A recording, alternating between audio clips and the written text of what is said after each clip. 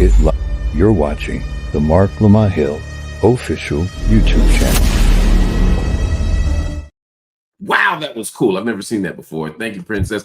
Everybody, welcome to Night School. This is your brother, Marc Lamont Hill. So glad to see everybody here tonight. Night School here on the Marc Lamont Hill official YouTube channel is something that we do every single night, Monday to Friday at 9 p.m. Eastern normally. And it is something we do to move the conversation forward. We don't do superficial cable news talking points. We don't do drive-by analysis. We do intellectual deep dives. And tonight is no different. You know, one of the things that we have been talking about over the last month or so has been the growing crisis in the Middle East. We've been talking about it forever, but in specific terms, you know, since October 7th, 2023, the crisis in Gaza, the genocide in Gaza has been absolutely devastating. And we've attempted in some form or fashion every single day to cover it. But the crisis in Palestine has never been limited just to Palestine. All throughout the Middle East, all throughout the world, in fact, people are feeling those ripples, but no place has felt it more directly and acutely in the last 6 weeks or so than Lebanon, because Lebanon is not just the recipient of tangential violence. It's not just the victim of the consequences of Israeli attacks in Gaza. There are now attacks in Lebanon itself. There's bombings in Lebanon itself. One could argue that we're seeing a replication of the Gaza invasion happening just at a slightly slower scale in Lebanon. But for many people, the question is how? How does this continue to happen? For some, the question is why? Why is Lebanon the latest target for Israel? It's too simple to say Hezbollah. What's the deeper answer? For some people, it's when. When will this stop? I don't have all the answers. I never do. That's why I bring on really cool, smart people. And tonight, I'm bringing on one of the coolest, one of the smartest. His name is Afeef Nessouli. He is a journalist. He is a producer. He is brilliant. He is smart. He is insightful. And he's often, quite often, on the ground in Lebanon. He's also the host of the quite cleverly titled With Afeef Nessouli. It's the great show. Afeef, so good to see you, my brother. Thank you so much for having me. I'm so honored to be here. So I think for a lot of my audience, there's some clarity on how we got to October 7th. There's an understanding, even if there's debates about, you know, should it have happened? How should it have happened? Why it should have happened? People understand that there was a Hamas, a surprise attack from Hamas into Israel on October 7th, and then there was an Israeli attack that happened that was indiscriminate, excessive, and ultimately illegal. That's led to this genocide we see in Gaza right now. So we have some context for October 7, 2023, but now in 2024, Lebanon is now a new site, or a site once again, ain't the first time, of Israeli violence. How did we get to this moment? How did we get to Lebanon? It's a good question. I think that we have to look at all of this in context, as you were saying. And a lot of times we keep saying, no, it didn't start on October 7th, but it absolutely didn't with Lebanon. I think you can go back far and really point to the Nakba and how the Nakba caused a demographic shift, how the Israeli incursions in 78 and 82 caused an already like underrepresented population in the South to get help from Iran and organize themselves and stop these constant raids into the country, right? So it's been happening since the late 70s and early 80s. Hezbollah was created to really defend Lebanon against Israel that had already, because of the Nakba to begin with, caused such a huge problem. Let me pause here just for a second, because this is night school, so we drill down a little bit, and this is great stuff. So you say the Nakba. So in 1948, when Israel is formally established, and 750,000 Palestinians are expelled, what's the relationship of Lebanon to all of that happening? First of all, Lebanon and Palestine are the same. I mean, we're cut up sort of superficially, but in this context, we're different because hundreds of thousands into millions of refugees are caused by the Nakba, and they're all going into different parts of, Lebanon and Syria and Jordan. And in Lebanon, it causes a demographic shift, and it causes a lot of really traumatized people to take their lives and move it to Beirut, into the south of Lebanon as well, mostly the south of Lebanon, into camps, creating camps. And the situation is that they were running from a genocide that hasn't, that is still ongoing to this day. And I think it's really important to understand that, like, Israel's presence in the region, like, definitionally and like really, really, like, incredibly changed the way the region operates, because it pushed millions of people into different places that weren't their home.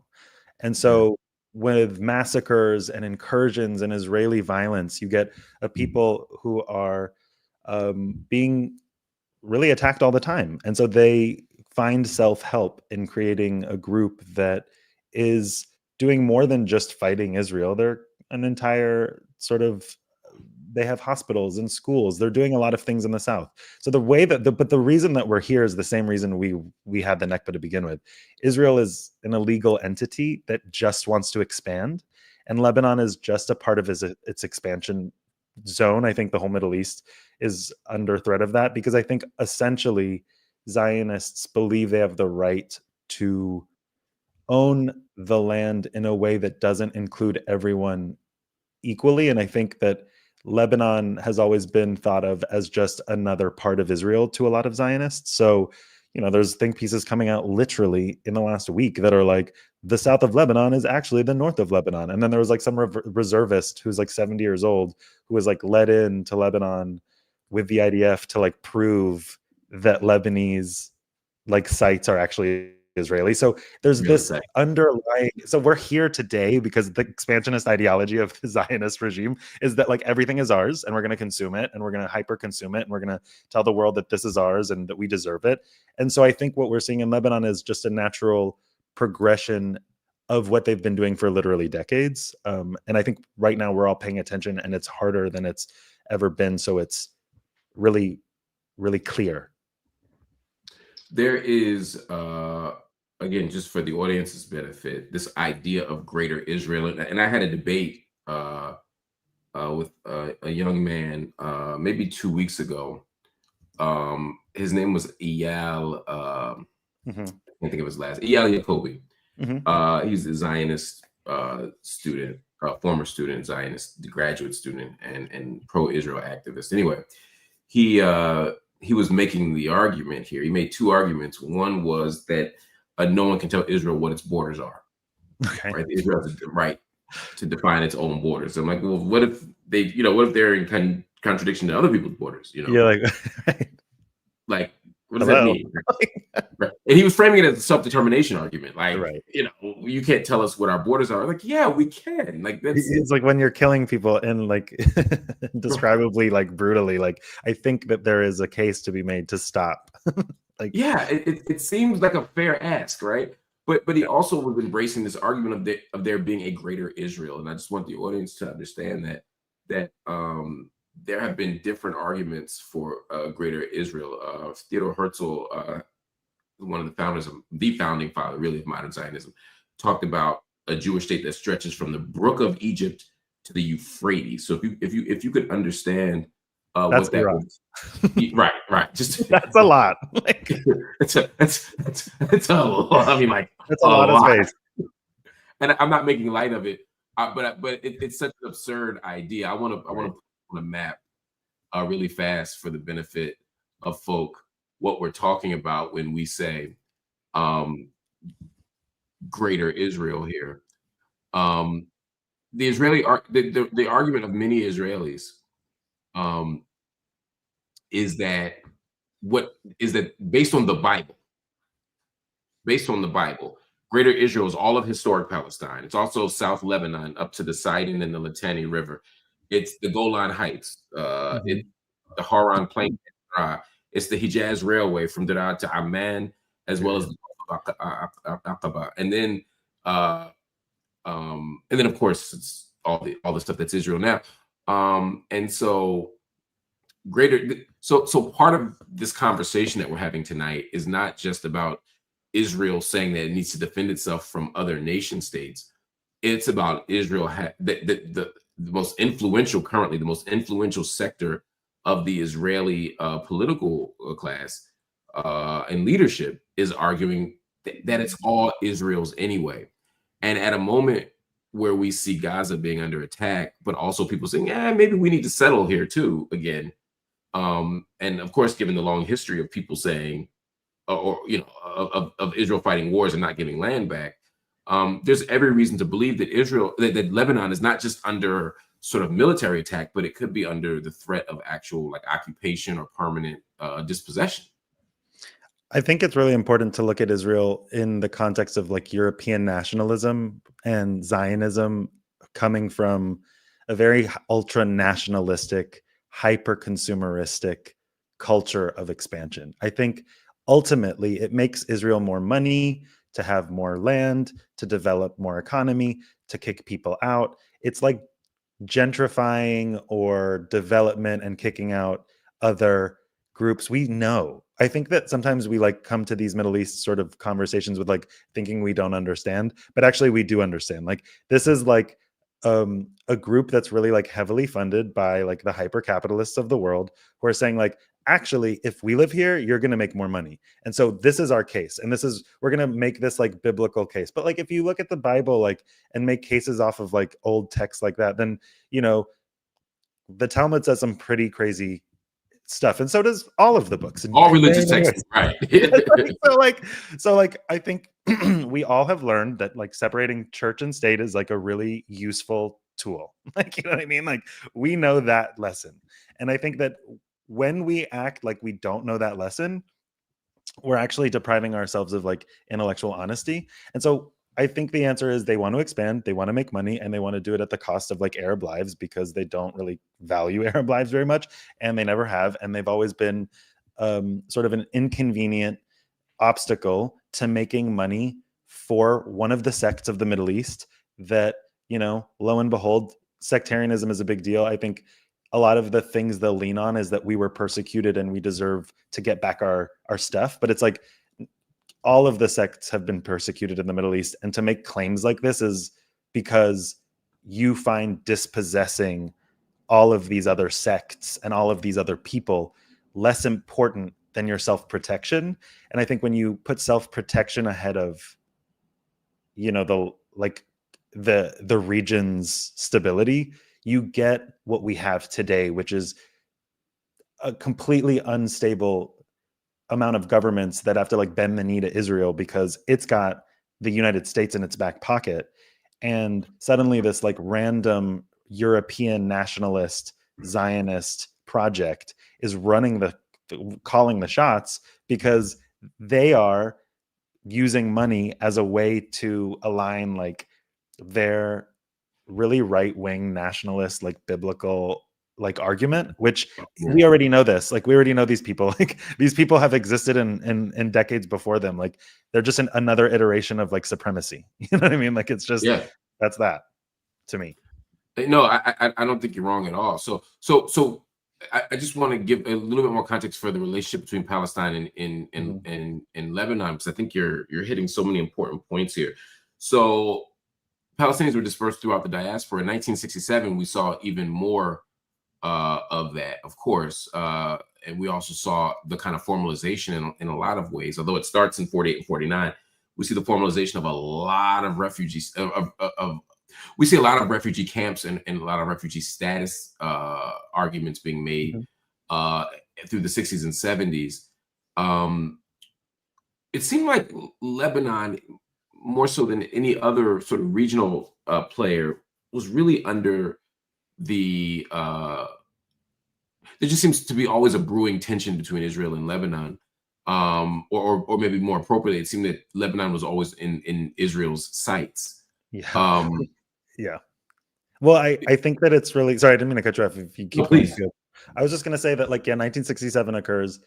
In the next decade and a half, all of these massacres like Sabra and Shatila, and on both sides, like there was a civil war brewing in Lebanon because the Palestinians come and they're still very resistant to Israel. They don't want them to hold ground. So you have the PLO operating from Lebanon, and they're in alignment with the Shia in Lebanon because the Shia in the south have also have had 1 million people displaced. They've had their entire southern border like destroyed. Farms are destroyed. People's lives are destroyed. So the Shia and the Palestinian have this like lived experience that they like look at each other and they're like, okay, like I see you. Yes, there's a lot of sectarian tension in Lebanon. It's very complicated. There are 18 sects. There's a lot of things that go on. Alliances come together, they break apart. But ultimately, the massacres in Lebanon that Israel sort of enacted against the Shiites and the Palestinians happened in these refugee camps of displaced people. And the relationship between Hezbollah or the predecessors of Hezbollah, just the people who are not even trying to resist, just people, the women and the children and the men who are sexually assaulted and tortured in these massacres come up and start to come together. And they are like, there is no way that we can't fight this fight because essentially parts of Lebanese society are allowing this to happen. And it's, the Phalangists, which were one Christian militia, right? It gets very like, the truth is the civil war was complicated and a lot of things went wrong. A lot of people hurt each other. But essentially the Palestinians and the Shia they understood that Israel was their biggest threat because they had lived through watching death. When you see people in your direct life get hurt that way, you don't forget it easily. It is in your bones. It is in your life. It is in your entirety for the rest of your life, probably. And so you have to understand that from 78 and 82, Hezbollah was fighting back and getting funds from Iran to make sure that as Israel was invading Lebanon, that they couldn't do it quickly and they couldn't do it easily, just like they're doing now. And whether you're a supporter of Hezbollah or not, the fact is that they were born from a great evil, which was Israel's expansion and Israel's murderous sort of agenda.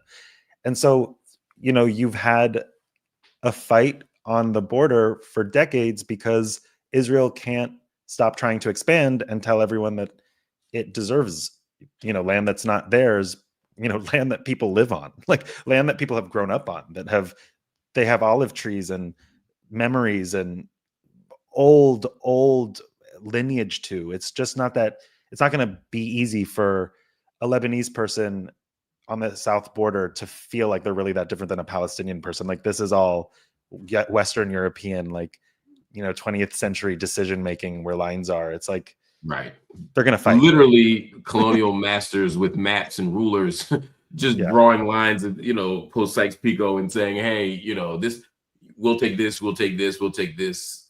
I always talk to my students about sort of, even if you just look at the flags of the Middle East, I mean, just how similar so many of them are. It really was just like, hey, we'll do the most basic rudimentary kind of division, and so much of the dividing of the Middle East, because it's arbitrary and the borders are arbitrary, you're dividing and not understanding how nationalism works. I mean, that's why you'll have Kurds in three places, in multiple places, and like it wasn't divided by people's actual national identities or ethnic roots. And so you have Kurds in Iraq, Kurds in Syria, who share much more of a collective nationalism, right? Within that kind of Kurdistan context than they do with some national identity. It's quite fascinating to see. You've been talking about Hezbollah a lot, and I'm glad because I think that's part of the conversation. Whenever we talk about Israeli violence, the response is blah blah blah Hamas, blah blah blah Hezbollah, and the framing of both are these are terrorist organizations trying to destroy Israel, and Israel's only option, Israel's only action, recourse is what I was looking for, is to attack. Hezbollah emerges formally in the mid 80s, but they're part of a kind of tradition of resistance here. You started to talk about it. Could you say just a little bit more about who Hezbollah is and why they're necessary? So after the 1978 and 1982 invasions of Israel, local Shia committees who are sort of underrepresented already by the Lebanese government decide like they're going to come together, they're going to organize, they're going to become a group, an assembly of both fighters, but also they're like local people, like they're just regular people. They're the Shia sort of committees are like religious groups that kind of organize and coordinate with Iran to get funding. They allow the Iranians through the Syrian. So the Syrians were occupying, I think, the eastern highlands of Lebanon. So Iran comes through the Syrians, they get to the Bekaa Valley and they start training them. And they're like, this is what you got to do. Like, this is how you're going to do it, because they were already fighting these people coming in all the time. So Iran kind of lends them that like kind of training and that money. And they start to do, I think one of the like founding lore of Hezbollah was like, I think it was like in June of 1982 in Khalde, which is like south of Beirut, they basically attack a convoy of Israelis and they basically make sure that that convoy can't get to Beirut for like 6 more days. And it was like that first real strategic win. And they realize they have something. They are good on the ground. They know exactly what they're doing on the ground. And a state within a state forms because in Lebanon, because of this like superficial cutting, there's a lot of sectarianism and a lot of people have different agendas. And like, Southerners in Lebanon are like, we're not dealing with this. Like, we're not dealing with this. You guys have not helped us enough. Like, we're going to do our own thing. And so they become a resistance group that is marked by really radical events of like hitting convoys and like doing things that are really radical. But unfortunately, they're also now a governing body. And like, if you look at Hamas or Hezbollah as anything else than democratically sort of elected, even if like democracy and the democratic like voting, you can take a lot of issues with them. Like, there's no reason to not locally say, hey, like, they're not the people for me.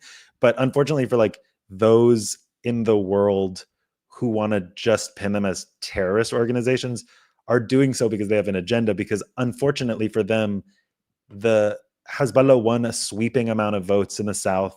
They represent a great amount of people in the Lebanon, whether the Sunni or the Christian or the Druze. And I'm, not going to speak for any sect because I think we've softened on Hezbollah. We like see what they're doing. And, if you have been a non-supporter, you're seeing them. And the truth is they have representation. Like, you know what I mean? They don't have everybody's support, but they have enough support where you can't call them just like some militia group, and you can't call Hamas some militia group. It's disingenuous, and it actually is a strategy to keep weapons flowing, the war machine going, money getting made. Killing people is a lucrative business.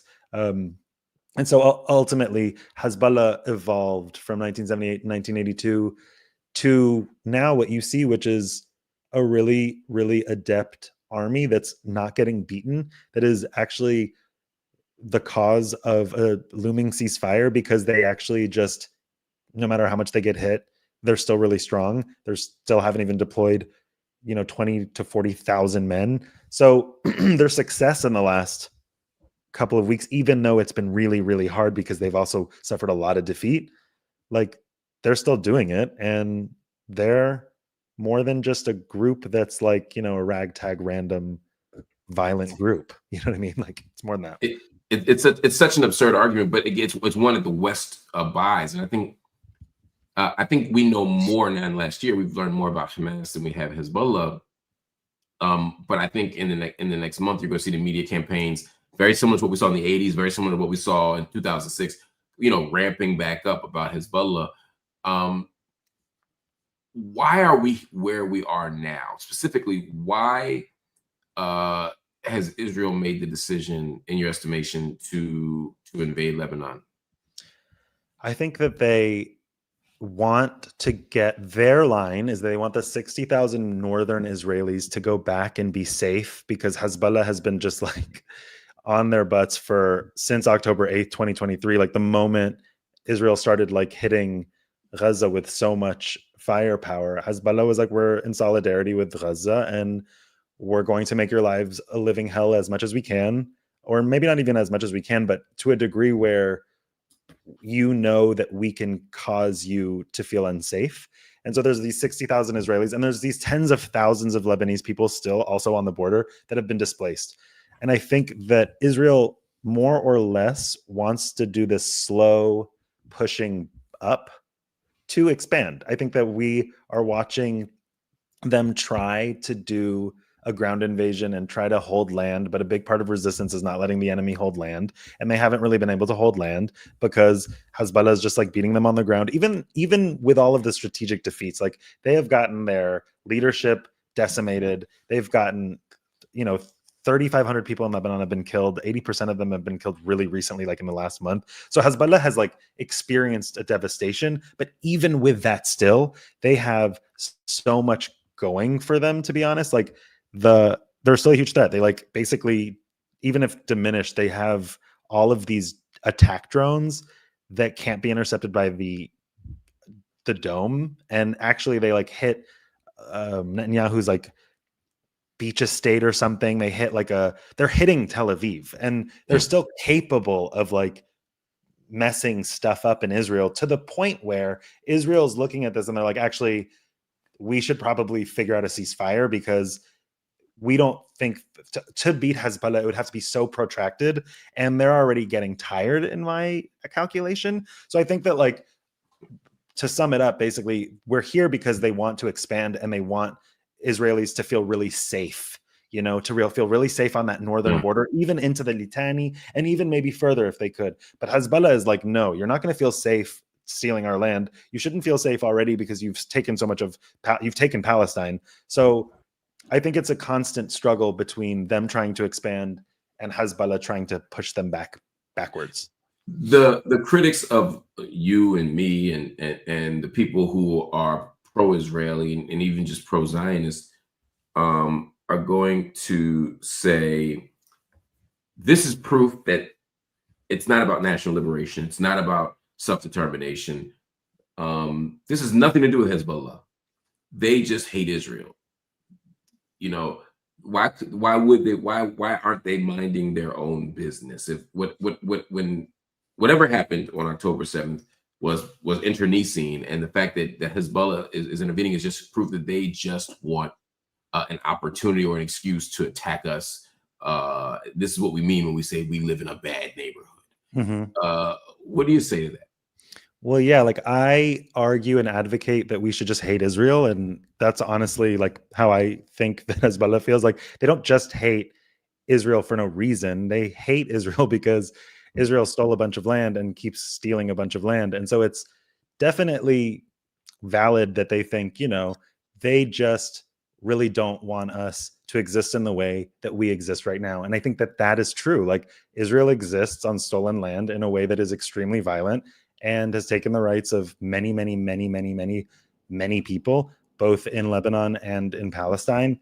And it's not just like about the concept of Jewish people like living there, because every person I've ever talked to, even in the South, in Hezbollah, or in any resistance group, is never going to say, hey, we hate Jewish people.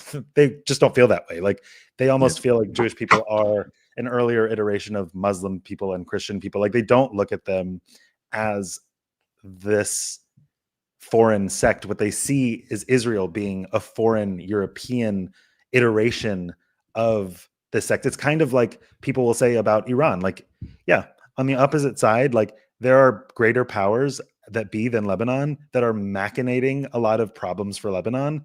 And Israel is like the first worst one to a lot of people.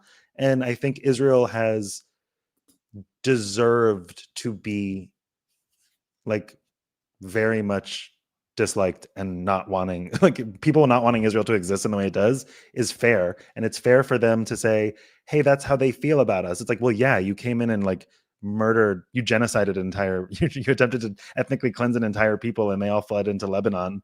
And now everyone is less safe because of your existence. And that's the conversation that we don't often have. It's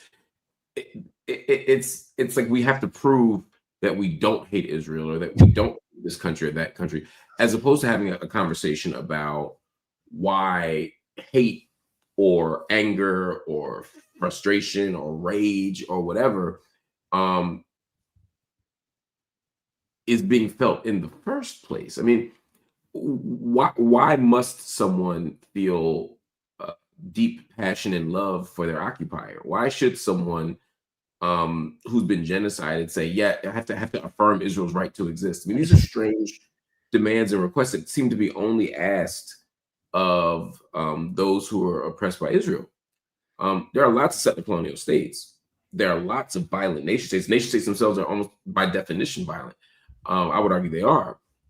But there's something unique about the conversation that I keep hearing about Israel and Lebanon and Palestine in terms of there doesn't seem to be a lot of space for people to have a principled disagreement, but also principled outrage about what Israel's doing. Anyway, all that to say, where do you see things? And we have a couple of questions for you before you go. By the way, someone named Alex Washington said she went to elementary school with you. Oh, nice. I remember Alex Washington. That's great. That's amazing. That's how you know you're like famous. I wish. Sounds cool to me. It's amazing. Bob Bourne, who's one of our treasured community members, said, what is the difference in strategy from 2006 to 2024 that Israel is employing in Lebanon?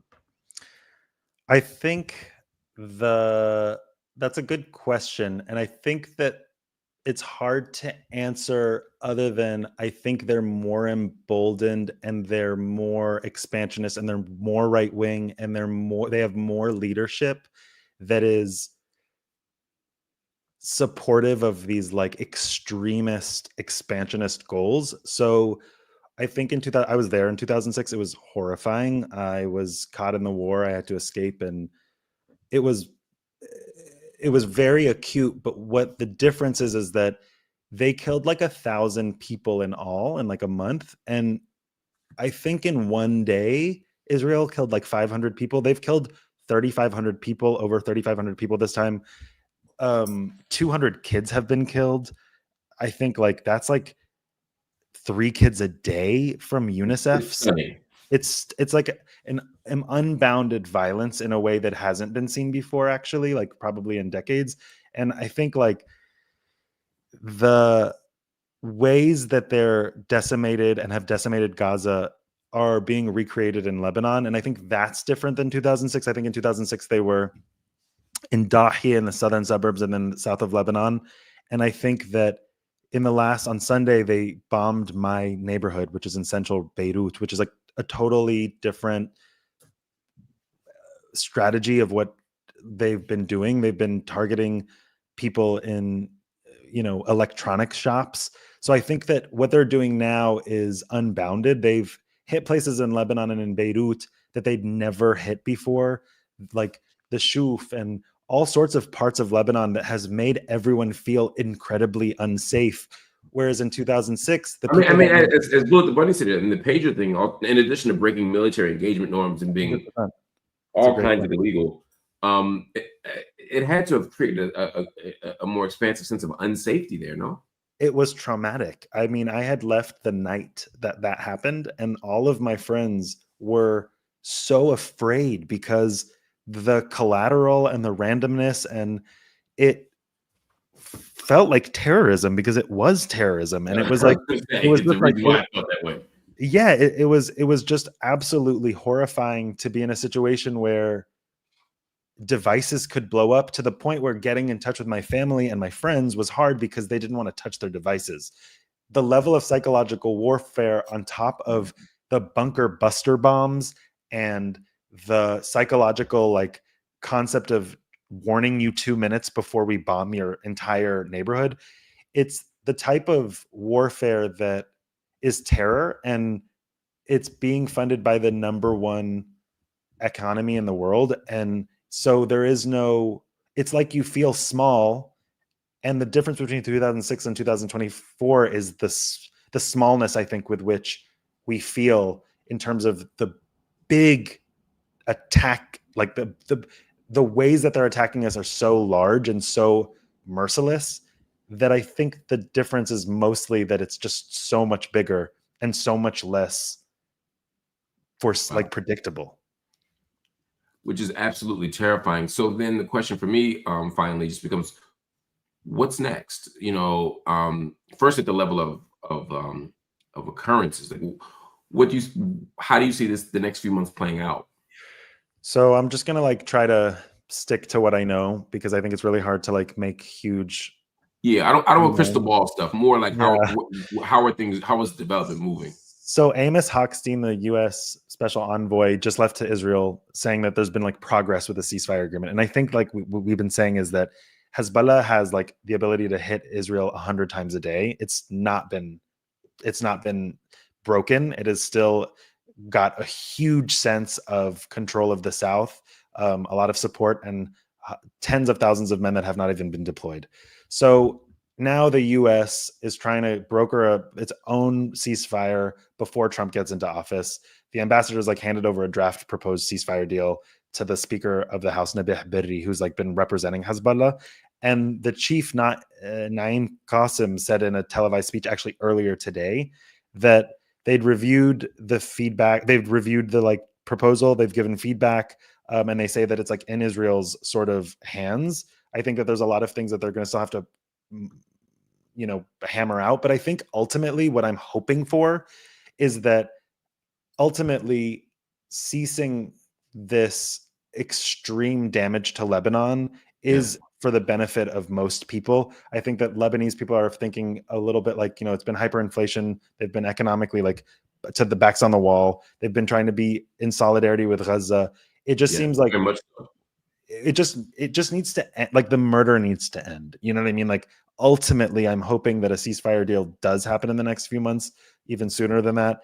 And I don't think it'll stay. I think we'll have these tit for tats for a long time. I think that there's going to be a lot of stuff under Trump that we're going to hate. I think Jared Kushner is going to be terrifying if he's a part of anything. I think that Trump, he just wants to like make deals. So like Gaza and Lebanon could easily become like, I don't know, a playground for rich capitalists like Arab and Israelis who are, more about making money than they are about like liberation by any means. So I am always just going to commit to reporting the stories that I can find on the ground there and keep amplifying people so that we know more and so that we can act as a collective unit. Because I think all we have to today and forevermore is to be like a resistance movement of our own, which is, not picking up arms and not trying to be resistant movement as we've seen them before, but on media like this and just spreading awareness and doing what we can to like try to get the US to embargo arms like to Israel.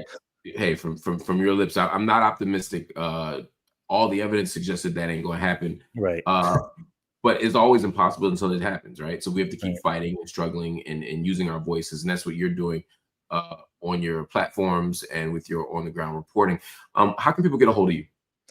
I'm at Afeef Ness, AFEEFNESS on Instagram or on Twitter. And I have a Patreon called With Afeef Nessouli, which I post a lot of reporting trips, interviews, and just like content that I think gives you a peek into how I see everything, and how I hear about everything that I'm hearing, which is just talking to people on the ground and making sure that we amplify voices from the region that know what they're talking about.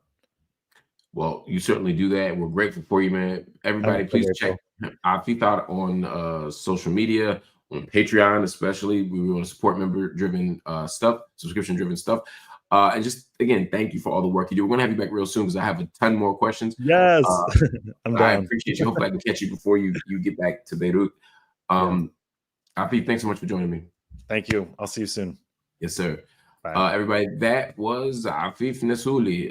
Again, a great reporter, great passionate thinker, and somebody who's doing a great deal of work to leave the world better than he found it, especially in the Middle East, in the middle of an imperial counter-revolution. We got a question coming in from With Our Eyes Rise, another long-standing channel person. Greetings, Mark. Have you spoken to Sank yet about revealing Green Lover's Dream as his studio iPad name that was purchased by us in 2018 during the Amplify campaign? I've reached out. I haven't heard back, but I'll continue to reach out and continue to try to hear back. But thank y'all. I'm on it, Sank. I'm on it With Our Eyes Rise. Everybody, thank you for watching Night School. It has been an incredible night. I'm so glad to have been in conversation with you all. Make sure you hit the like button. Make sure you hit the subscribe button. Make sure you hit the join button. By the way, we're going to have, I see y'all loving Afeef. That's great. We're going to bring him back like crazy soon. I'd love to have him on even in a few days because he's adding such important pieces to the puzzle. Anyway, hit the like button, hit the subscribe button. And if you're so inclined, hit the join button. Become a monthly subscriber to the Marc Lamont Hill official YouTube channel. We could use your help to stay in the direction that we're moving in. Also, if you can't make a monthly commitment as a paid member, feel free to make a one-time tuition donation for the month. Cash App, PayPal, Venmo, or Zelle are all appropriate. If you hit the like, if you hit the like button, that's great. Subscribe, join, whatever. We love all of it. But also making a cash donation is amazing. If you could do Cash App, PayPal, Venmo, or Zelle, no amount is too small, no amount is too big. If you give them $1, we're grateful. If you give $1 million, we're really grateful. Anything in the middle is great, but we ask $10. If everybody watching right now could leave $10 on one of these platforms, if everybody did that, we'd meet our financial goals for the month and be prepared to build moving forward. So just want you to think about it. Want y'all to think about what's going on. I appreciate you. I'm glad you appreciate me. With Our Eyes Rise. And I'll see you all tomorrow. Peace.